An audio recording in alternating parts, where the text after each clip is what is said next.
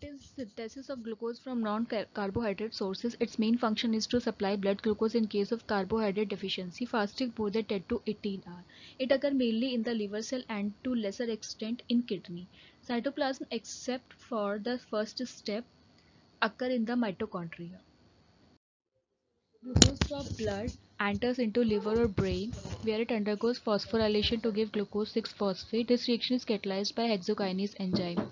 Glucose 6-phosphate isomerizes to give fructose 6-phosphate. Then next step, fructose 6-phosphate is converted to fructose 1,6-bisphosphate in the presence of phosphofructokinase. Then fructose 1,6-biphosphate is converted to glyceraldehyde 3-phosphate. This reaction is catalyzed by fructose 1,6-bisphosphatase enzyme.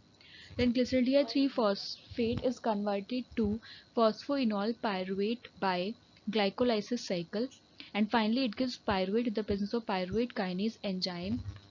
Pyruvate is converted to lactate in the presence of lactate dehydrogenase enzyme. This is a reversible process.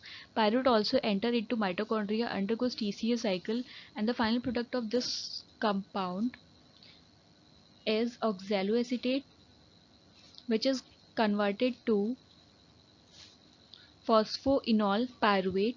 It again undergoes glycolysis to give glyceraldehyde 3-phosphate. Then glyceraldehyde 3-phosphate is converted to fructose 1,6-biphosphate by the same enzyme, fructose 1,6-phosphatase enzyme. Then fructose 1,6-biphosphate is converted to fructose 6-phosphate by fructose 6-phosphatase enzyme.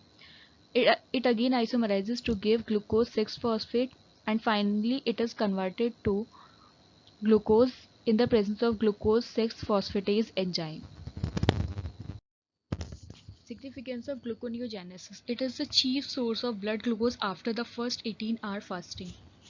It removes blood lactate produced by RBCs and muscle and blood glycerol produced by adipose tissue or absorbed by intestine.